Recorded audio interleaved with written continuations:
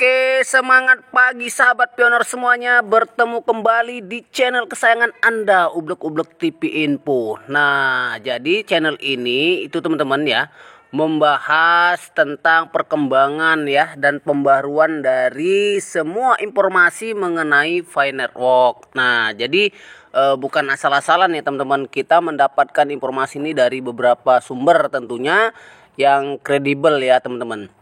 Nah, jadi teman-teman, pembaharuan ya pada dashboard itu jelas sudah terlihat, yaitu teknologi and product ya, walaupun ini diawali kemarin Mei 2022.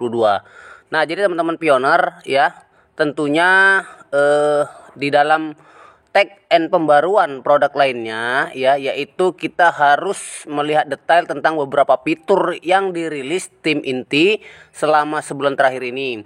Ingat bahwa pembaruan ini terutama berfokus pada fitur-fitur eksternal yang menghadap pioner dan tidak akan menjadi daftar lengkap dari semua pekerjaan yang dilakukan. Misalnya pembaruan teknis ya, beacon, kemudian pembaruan rutin atau teknologi kecil, komunitas operasi atau pekerjaan bisnis umum, atau sebagian besar pekerjaan dalam kemajuan mungkin tidak disebutkan satu persatu di dalam ini. Nah, jadi yang pertama yang dibahas adalah tentang aplikasi KYC Fi Network. Nah, skalabilitas ya, aplikasi PKYC yang ditingkatkan, infrastruktur yang mendukung aplikasi PKYC disempurnakan sepanjang bulan berdasarkan analitik KYC yang sedang berlangsung. Perubahan ini mengurangi waktu permuatan atau fitur-fitur yang meningkatkan kecepatan di mana aplikasi diproses oleh fitur otomatis aplikasi, meningkatkan keamanan aplikasi PKYC lebih lanjut, dikembangkan dan dirilis fitur keamanan tambahan. Aplikasi KYC dibuat tersedia untuk lebih banyak pioner. Tarif harian di mana slot aplikasi KYC didistribusikan meningkat sepanjang bulan. Dan jumlah undangan harian untuk mengirimkan aplikasi PKYC kini lebih dari 100 kali lebih besar daripada awal Mei. Meningkatkan aplikasi PKYC Trackpad ya, kecepatan di mana aplikasi ditinjau meningkat sepanjang bulan. Tingkatan negatif palsu untuk menurun, memungkinkan lebih banyak aplikasi untuk disetujui dengan benar. Sementara tim inti bekerja untuk memproses ulang negatif dan palsu dari sebuah akun. Nah, dengan negatif palsu maksudnya kami aplikasi yang seharusnya setujui tetapi awalnya ditandai sebagai negatif. Pembaruan UI dan Wix ya yang diperbaiki, banyak fitur yang dikerjakan dan dirilis sepanjang bulan dan membantu meningkatkan KYC. Membuat beberapa pembaruan pada fitur deteksi hidup, mempercepat tes hidup untuk melamar PKYC dan validator, serta memperluas jenis perangkat yang mampu menampilkan tes kehidupan ke validator. Hal ini tidak hanya membuat pengalaman ya pemohon KYC lebih mudah, tetapi juga membantu produktivitas validator. Merilis kuis yang harus dilakukan validator secara berkala untuk menyegarkan dan menguji pengetahuan mereka tentang syarat validasi. Menambahkan panduan untuk validator tentang cara melakukan setiap jenis ulasan KYC, yaitu kecocokan wajah, dokumen, pemeriksaan hidup atau bergerak atau tidaknya, dan kecocokan identitas. Pada titik aliran kerja validasi mereka, panduan akan terus memperbaharui berdasarkan data validasi yang sedang berlangsung. Kemudian juga General Fi, infrastruktur untuk perintis migrasi, pengembangan fitur dan tugas yang dibutuhkan untuk memigrasi perintis ke Fi Mainnet blockchain saat ini sedang dikerjakan, sementara solusi KYC sedang dan skala untuk memverifikasi identitas banyak perintis. Aplikasi terjemahan Fi dirancang, dikembangkan dan saat ini menguji aplikasi yang akan membeberkan terjemahan dari sejumlah aplikasi Fi dari komunitas. Misalnya untuk aplikasi KYC Fi, terjemahan komunitas tersebut kemudian akan ditampilkan dalam aplikasi ketika seorang pioner memilih bahasa yang berbeda. Aplikasi ini merupakan prototipe pertama dari aplikasi ekosistem yang kemungkinan kemudian akan tersedia untuk masyarakat.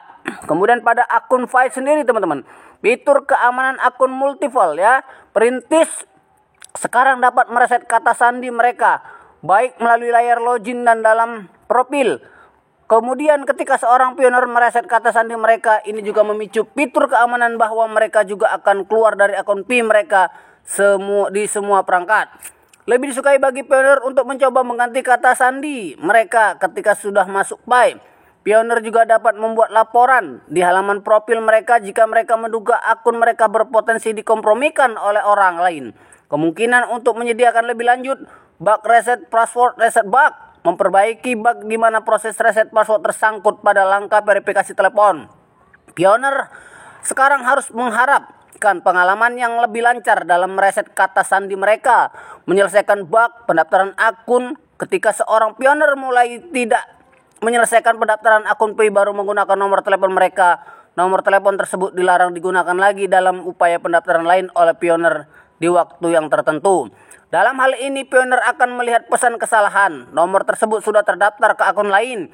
Pembaruan ini memungkinkan pioner untuk membuat akun atau memverifikasi nomor telepon yang sebelumnya terkait dengan pendaftaran yang tidak lengkap.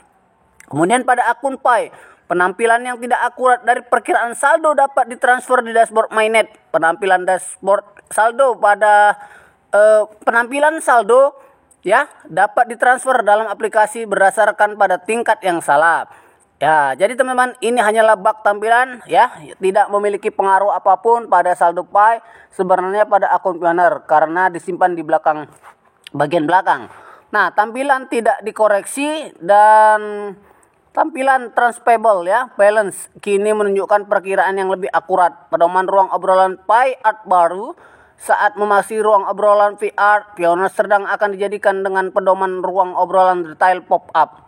Nah, paduan ini membantu menjaga ruang obrolan VR tetap fokus pada VR, mengurangi spam, dan kemudian untuk menyegarkan daftar pichat yang telah dilakukan oleh pelanggan oleh pioner.